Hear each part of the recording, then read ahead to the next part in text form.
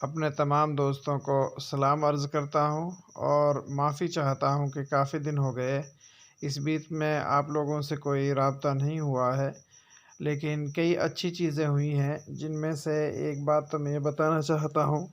ہمارے نگینہ اور بڑکلی کے کئی علاقہ میوات کے باحیثیت افراد اسکول پہنچے،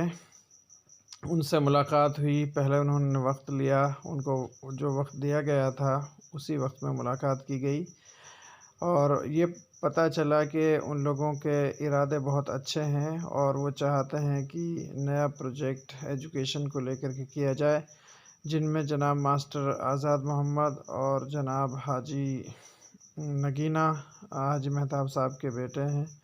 تشریف لائے، ان کے دوسرے احباب بھی ان کے ساتھ میں تھے۔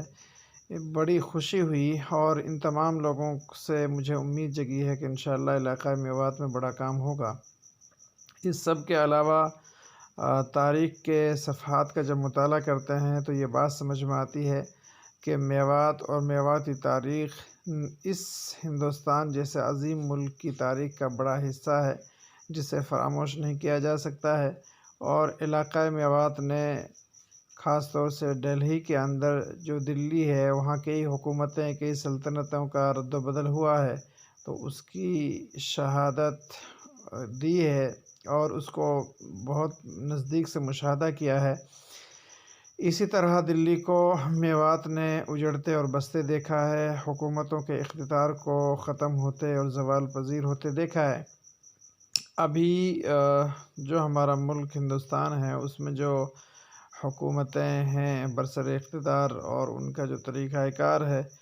اس کو بھی یہ علاقہ میوات بہت نزدیکی سے جانتا ہے اور سمجھتا ہے،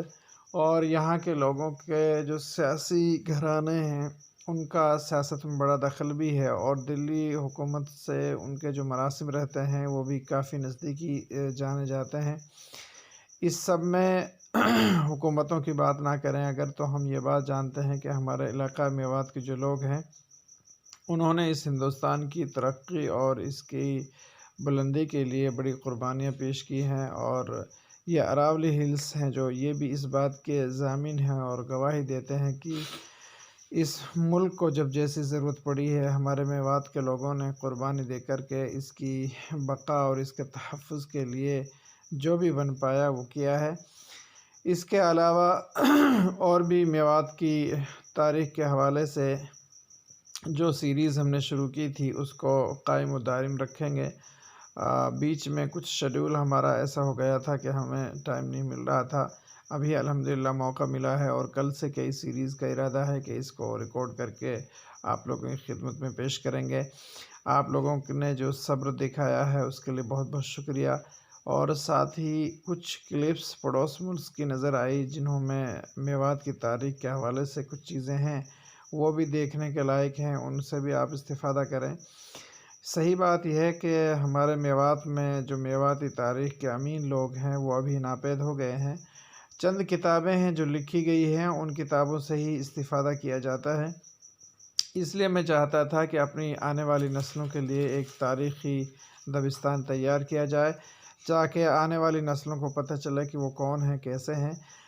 اور کیا تھے، ابھی وہ کیا ہیں۔ اب ظاہر سی بات ہے اب تک کے جو ویڈیوز میں نے اپلوڈ کیے ہیں ان میں میو قوم کی جو سلطنت تھی اس کے بارے میں تذکرہ کیا ہے،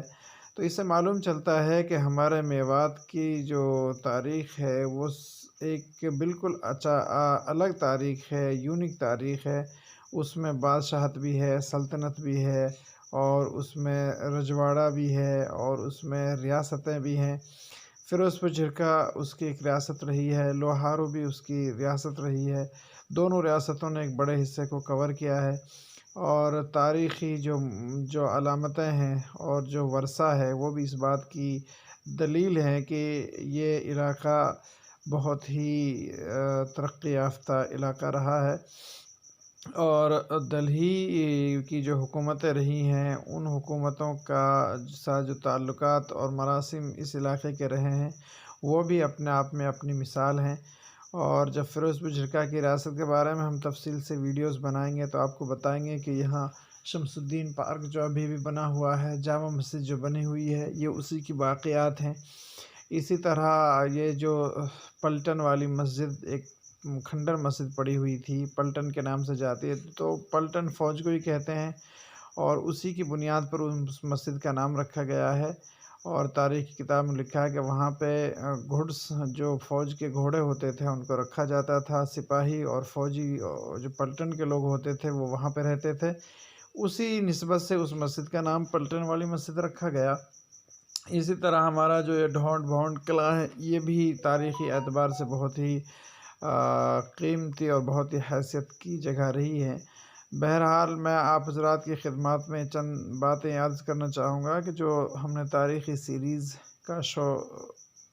سلسلہ وار جاری کیا تھا اس کو دوبارہ سے آپ حضرات کی خدمت میں بہت جلد پیش کریں گے۔ امید ہے کہ یہ جو گیپ ہوا ہے اس سے آپ کا حوصلہ نہیں ٹوٹے گا بلکہ بڑھے گا، اور بھی کئی باتیں مجھے آپ حضرات کی خدمت میں پیش کرنی تھی، جیسا کہ ہمارے کئی اور ساتھیوں کے کمنٹس مجھے ملتی ہیں، اور مفتی افضل صاحب ہیں، امجد صاحب ہیں، عارف صاحب ہیں، ان سب کی کمنٹس ملی، بہت